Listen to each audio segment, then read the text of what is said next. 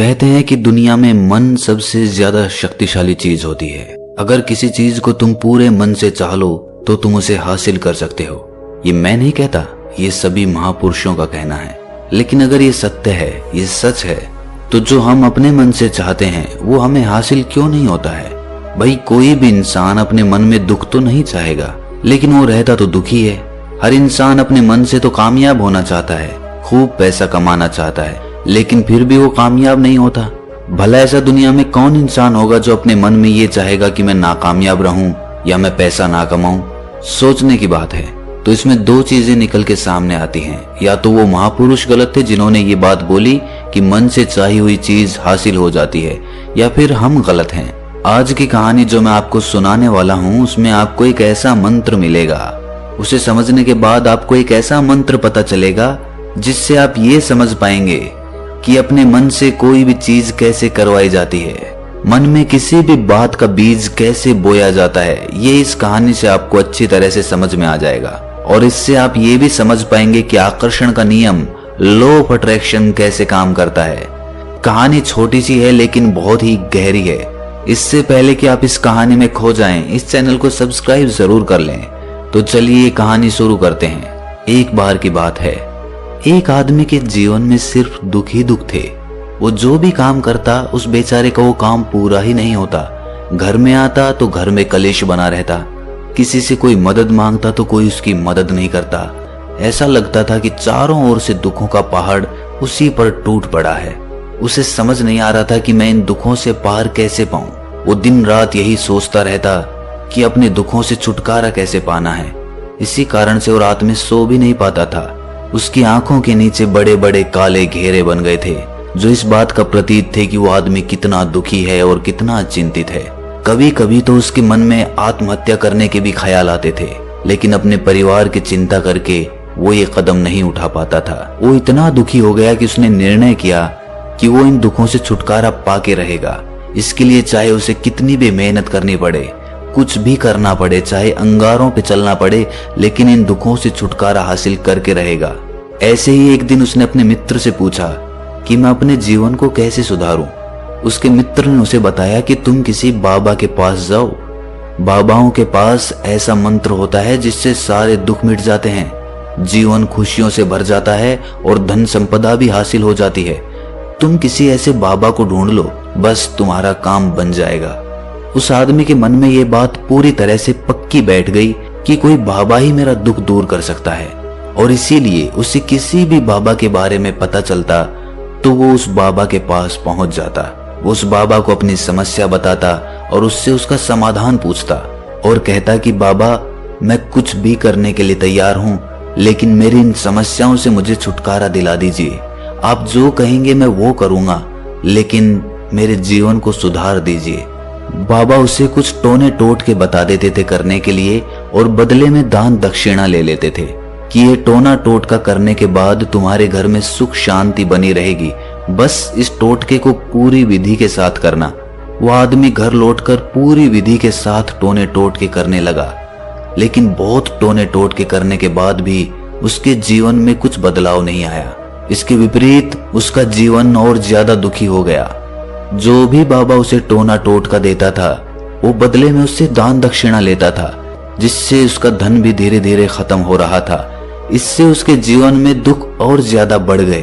तब उसे लगा कि बाबाओं के पास जाने से तो मेरे जीवन में दुख कम होने की बजाय बढ़ते ही जा रहे हैं, तो मुझे क्या करना चाहिए? बाबाओं के पास जाऊं या ना जाऊं? फिर एक दिन एक आदमी ने उसे बताया कि तुम अपने घर में किसी पंडित को बुलाकर हवन करवा लो। हवन होगा, घर शुद्ध हो जाएगा। कोई भी बुरी ऊर्जा होगी घर में तो वो घर से बाहर चली जाएगी। किसी पंडित को बुलाकर पूरे विधि विधानों से मंत्रोच्चारण कराओ और हवन कराओ, जिससे घर में सुख शांति आए। उस आदमी के मन में ये बात बैठ गई और उसने एक पंडित को अपने घर पर बुलाकर हवन करवा दिया। हवन अच्छी तरह से संपन्न हुआ।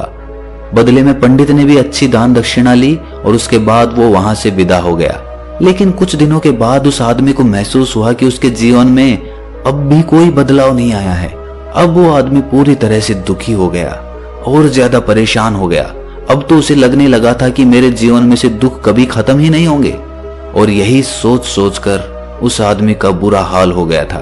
फिर एक दिन उसे अपने मित्र से एक ऐसे बाबा के बारे में पता चला जो समाधान बताने के लिए कोई दान दक्षिणा नहीं लेता था। उस आदमी को लगा कि ये बाबा दूसरे बाबाओं की तरह नहीं हो सकता, क्योंकि ये दान दक्षिणा तो लेता ही नहीं, और अगर दान दक्षिणा नहीं लेता तो ये सच में कोई सिद्ध बाबा होगा। और यही सोचकर वो उस बाबा के पास पहुंच जाता है। जब वो आदमी वहां पर पहुंचता है तो वो बाबा ध्यान में बैठे हुए थे। ये देखकर वो आदमी वहीं पर चुपचाप बैठकर ध्यान से बाहर आने का उनका इंतजार करने लगा।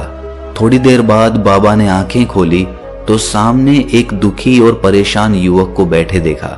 वो उसकी आंखों के नीचे काले घेरे देखते ही समझ गया कि ये आदमी अपने जीवन से कितना परेशान है।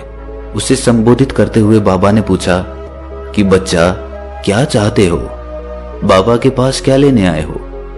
उस आदमी ने कहा कि बाबा, मैं अपने जीवन से बहुत परेशान हूं। मैंने इन दुखों को दूर करने के लिए बहुत सारे रास्ते अपनाए, हर वो तरकीब करके देखी जो किसी बाबा ने मुझे बताई, हर वो काम किया जो किसी भी इंसान ने मुझसे करने को कहा, लेकिन मेरे जीवन में दुखों में कोई कमी नहीं आई। बाबा, इसके विपरीत मेरे जीवन में दुखों में बढ़ोतरी हो गई। मुझे समझ नहीं आ रहा है कि मैं क्या करूं। कभी कभी तो मैं आत्महत्या करने की सोचता हूं, लेकिन अपने परिवार की सोचकर मैं ये कदम नहीं उठा पाता। मैंने आपके बारे में बहुत सुना है बाबा, और मैं बहुत उम्मीद के साथ आपके पास आया हूं। कृपया करके मुझे कोई ऐसा मार्ग बताएं जिससे मुझे अपने दुखों से छुटकारा मिल जाए। मैं अपने दुखों से छुटकारा पाने के लिए कुछ भी करने को तैयार हूं। आप मुझे कोई भी रास्ता बताएं, चाहे वो रास्ता कितना भी कठिन क्यों ना हो, मैं उसको पार करके रहूंगा। बाबा ने महसूस किया कि आदमी तो सच में बहुत परेशान है। बाबा ने उसकी बात सुनकर कहा कि बच्चा, दुखों को दूर करने के लिए मंत्र ऐसे ही नहीं मिलते। मंत्र पाने के लिए कुछ करना पड़ता है। तुम कुछ कर सकते हो? ये सुनकर पहले तो उस आदमी ने सोचा कि ये बाबा भी मुझसे दान दक्षिणा ही मांगेंगे, लेकिन और कोई रास्ता ना पाकर उस आदमी ने कहा कि बाबा, आपको जितनी भी दान दक्षिणा चाहिए मैं देने के लिए तैयार हूं, लेकिन आपका मंत्र सच्चा होना चाहिए, वो पूरा होना चाहिए, उसका फल मुझे मिलना चाहिए। उसके बाद मैं आपको जो भी दान दक्षिणा लेना चाहते हो वो दे दूंगा। बाबा ने कहा कि दान दक्षिणा तो बहुत छोटी सी चीज है, मुझे वो नहीं चाहिए। इस पर वो आदमी सोच विचार करके बोला, तो बाबा, मैं अंगारों पे भी चलने के लिए तैयार हूं, आप मुझे बस आज्ञा दीजिए। बाबा ने कहा कि अंगारों पे चलने वाली छोटी चीज मैं तुमसे नहीं कराने वाला। मैं जो तुमसे कराने वाला हूं वो बहुत कठिन मंत्र है, उसे पूरा कर पाओगे? बाबा ने कहा कि बाबा, आप मुझे बताइए तो सही, मुझे करना क्या होगा, मैं कुछ भी करने को तैयार हूं। इस पर बाबा ने उसे कहा कि यहां से जब तुम अपने घर जाओ तो रास्ते में अपने मन में ये दोहराते जाना कि मैं सुखी हूं, मैं सुखी हूं, मैं सुखी हूं। बार बार अपने मन में यही दोहराना, और याद रहे जुबान पर ये नहीं आना चाहिए, ये सिर्फ मन में दोहराना है। ये सुनकर वो आदमी बोला, बाबा, बस इतनी सी बात, ये तो मैं चुटकी बजा के कर लूंगा, लेकिन इससे होगा क्या? बाबा बोले कि इस मंत्र को करके देखो, वैसे भी तुमने इतने बाबाओं के मंत्र किए हैं, तो इस मंत्र को भी करके देख लो। उस आदमी ने सोचा कि बाबा कुछ दान दक्षिणा तो ले नहीं रहे, और छोटा सा मंत्र है, इसे तो मैं कर ही लूंगा। वो बोला, ठीक है बाबा, मैं ये मंत्र जरूर करूंगा। वो आदमी ये कहकर वहां से उठकर चलने लगा, लेकिन जैसे ही वो चलने लगा, पीछे से बाबा ने बोला कि बच्चा, एक बात याद रखना, जब तुम ये मंत्र अपने मन में दोहराओ तो तुम्हारे मन में बंदर के विचार नहीं आने चाहिए, बंदर का ख्याल भी नहीं आना चाहिए, तो ही ये मंत्र सिद्ध होगा। वो आदमी बोला, मुझे तो आज तक बंदर का कोई विचार नहीं आया, तो अब क्यों आएगा?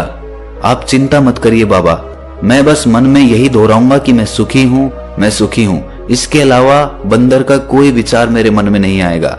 ये कहकर वो आदमी वहां से चल दिया।